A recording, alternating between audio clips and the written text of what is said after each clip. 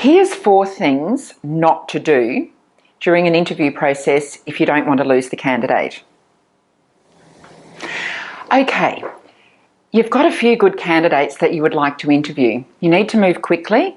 In a market where candidates are in high demand, you want to get them in as quickly as you possibly can. That's the first challenge. Second challenge is to not lose them in the first 5 minutes of the interview. So I'm going to give you some tips about 4 things to not do in a job interview if you don't want to lose the candidate.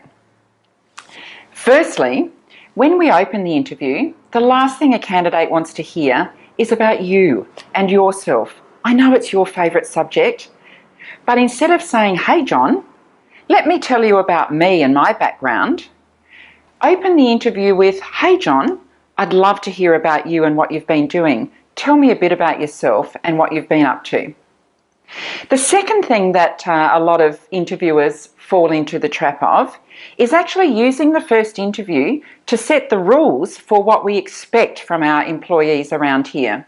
So I've heard interviewers say things like, "Okay, John, before we go any further, let me tell you what we expect from our staff here and how we work here."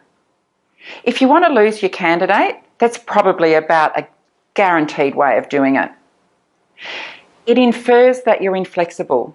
It infers that it's an autocratic environment. It infers that independence and creativity aren't welcome. And these are all things of value to candidates. The third thing is that we often forget to let the candidate ask some questions. And then we get a bit offended when they do, because what right do they have to be questioning my business? When we're recruiting, we want it to be right for everyone involved. So we're finding out about them, and they have a right to find out about us. And here's a tip. The candidate you want is the one who's going to have the most questions at the interview. It shows that they're prepared. And the last thing not to do, if you want to keep the candidate, is watch the clock.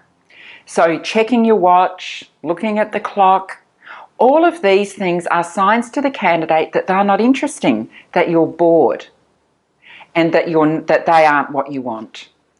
So unless, of course, you do want to end the interview because they're not what you want, by all means watch the clock. But if you're enjoying your time with that candidate, don't watch the clock. Anyway, 4 tips to create a really good foundation for a good interview. Happy hiring, everyone.